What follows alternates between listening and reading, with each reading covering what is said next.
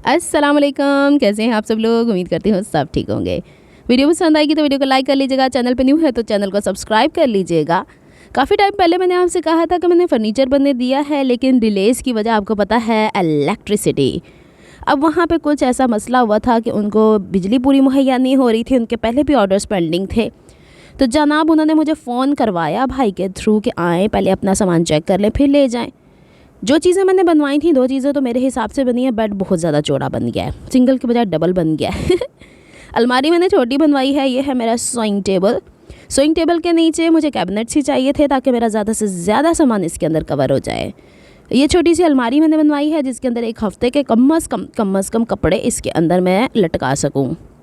अच्छा जी, अब ये तो एक दिन पहले का क्लिप था। उस दिन अल्लाह का करना ऐसा हुआ, गाड़ी ना मिली, हम सामान ना ला पाए। अगले दिन अब जो कारपेंटर थे उन्होंने ही आके बेड की यहाँ पे फिटिंग करनी थी, लेकिन ऐसी कोई बारिश हुई कि बेचारे रास्ते में फंस गए। फिर उन्होंने ऊपर तरपाल वगैरह तो डाली, भागम भागी मची हुई है।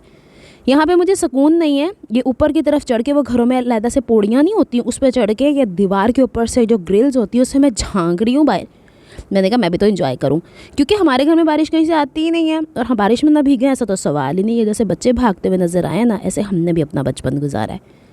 ये आपका कचरा इसलिए नज़र आ रहा है, पहले थोड़ी तेज़ तेज़ बारिश हुई है और पहले थोड़ी थोड़ी हवा चली है काफ़ी तेज़ और सारा कचरा आया है।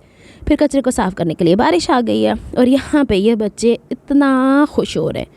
अच्छा जी, जैसे ही बारिश होती है लाइट चली जाती है और जैसे ही लाइट जाती है हमारे घर फर्नीचर आ जाता है और मैं हैरान परेशान। अब भाई कहते हैं फ़िटिंग हम खुद कर लेंगे, अब वो कहते हैं हम आएँ तो हम फ़िटिंग करके ही जाएंगे। चलो जी, जो कुछ भी है वो बेचारे फ़िटिंग कर रहे हैं। इमरजेंसी लाइट्स के अंदर सारा कुछ निकाला यहाँ से। अम्मू की जहाँ पे मंजी है ना, जहाँ पे मेरी डम्मी थी, वहाँ पे ये बेड, ये देखें दूसरा बेड अभी भी यहाँ पे पड़ा हुआ है।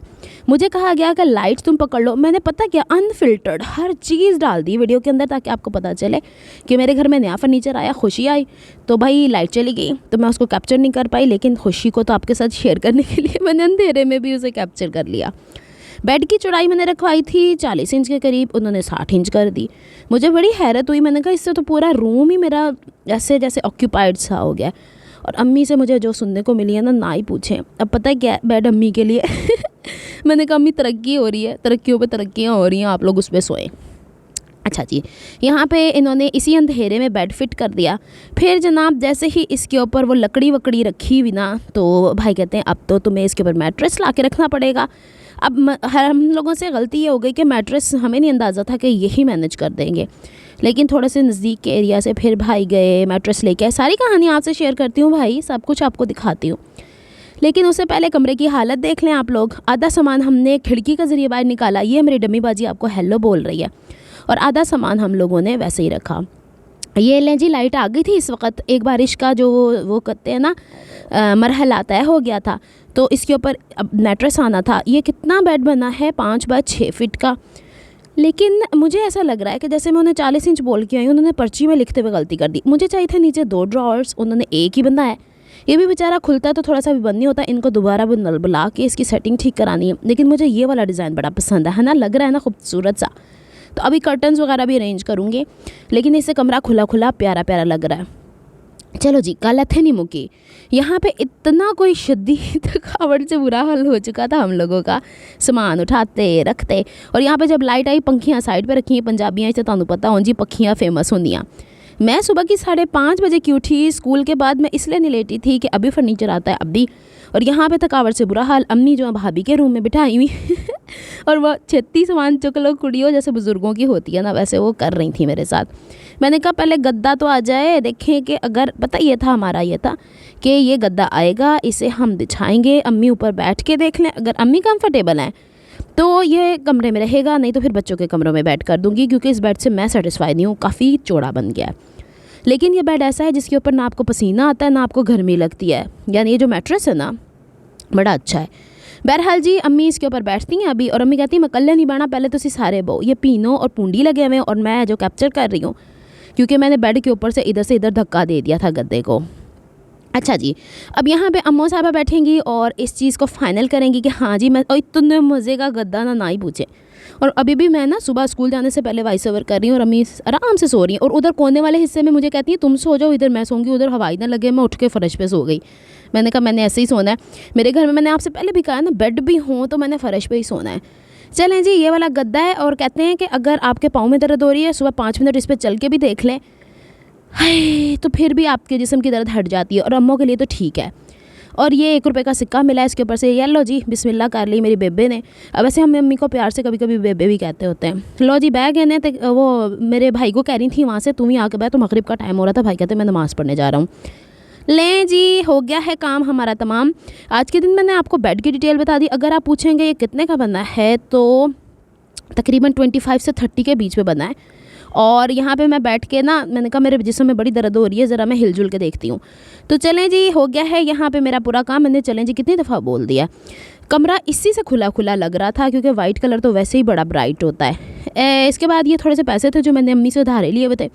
अम्मी से उधार ले लो ना, तो अम्मी थोड़ी देर बाद जताती हैं। तो मैंने फटाफट अम्मी को वापस किया। मैंने कहा ये ले अम्मी, आपका उधार, मैंने नहीं रखना अपने पास। फिर मुझे ATM बार बार जाना पड़ता है। मैंने भाई से ही मंगवा के इनको दे दिए और मैं कंगली हो गए, सिर्फ 200 रुपये ला के बह गई। अच्छा, अगर आप कहें कि मेरी यूट्यूब की इनकम से ये हुआ है, नहीं जनाब, ये मेरी टीचिंग की जॉब से जो मेरे 10 महीने के बिल नहीं आए थे उसमें से पैसे मिले, तो उससे मैंने बनवाया है। यूट्यूब की इनकम से ये सब कुछ अभी तक नहीं बनता। ये मैं सीधी सी बात बता रही हूँ आपको। इसी वजह से यूट्यूब से थोड़ा सा परे परे हुई हूँ आजकल। मैं आऊँगी दोबारा। अच्छा जी, अभी तक कमरे की ये कंडीशन थी। ये टेबल बाहर निकालना है, मशीनों की पोजीशन चेंज करनी है, सामान उठाना है, देखना है कौन सा सामान मेरे लायक है मैं रखूँगी, कौन सा नहीं उसे मैं निकाल के बाहर फेंक दूँगी। इसलिए फेंक दूंगी कि वो आर्ट एंड क्राफ्ट का है। चलें जी, अब बारी आती है हमारा स्विंग टेबल अंदर कमरे में घुसाने की। तो उसका मसला यहाँ पे अब आपको और बताती हूँ। जो मेजरमेंट्स मैं भाई को देखे हूँ उसमें 1-1, 2-2 इंच की एडिशन की हुई है भाई ने।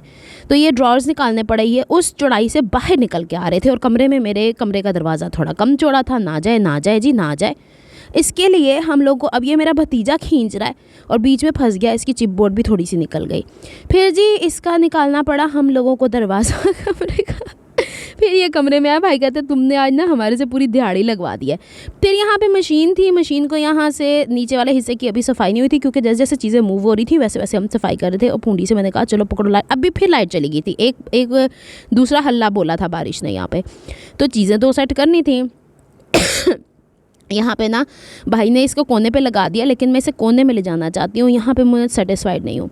इसकी मैं डिटेल वीडियो बनाऊंगी, ज़रा थोड़ा सब्र कर लें। और यहाँ पे भाई ना इसकी मशीन, जो मेरी ये वाली मशीन इधर लगा रहे हैं ना, यहाँ पे मैं टेबल लगाऊंगी और मशीन उधर लेके चली जाऊँगी। तो ये हो गया, कमरा थोड़ा सा खुला खुला भी हो गया। सामान मेरा बहुत ज़्यादा माशाल्लाह से इसके अंदर आ गया। मैंने रात को सेट किया। अब इसको मैं जब खोलूँ, ये मैंने फोल्डिंग बनवाया ना, जब ज़रूरत हो तो खोल लूँ, जब ज़रूरत हो तो ना। ये मैंने उनसे कहा था उल्टे हाथ पे लगाएगा, उन्होंने सीधे हाथ लगा दी। मतलब पता क्या होता है, कारपेंटर उल्टे काम करते हैं, वो सीधे नहीं करके देते। ये इस चीज़ की मैं आपको अगली वीडियो में बताऊँगी कि फर्नीचर बनाते हुए किन चीज़ों का ख्याल रखें जहन में, ताकि मेरी गलतियों से आप लोग सीखें, आप लोगों के साथ वो मसला ना हो। क्योंकि मेरे भाई भी पहली दफ़ा हम लोगों ने खुद से बनवाया ना, तो उसको भी इतना अंदाज़ा नहीं था। अभी के लिए इतना ही। मिलती हूँ नेक्स्ट व्लॉग में। अपना बहुत सारा ख्याल रखिएगा, मुझे दुआ में याद रखिएगा। और फिर मैं बताती हूँ कि अलमारी किस तरह क्या हुई, बेचारी यतीमों मिस्कीनों की तरह बाहर पड़ी हुई थी, उसको हम बाद में सेट करते हैं। नेक्स्ट व्लॉग तक के लिए अल्लाह हाफिज़।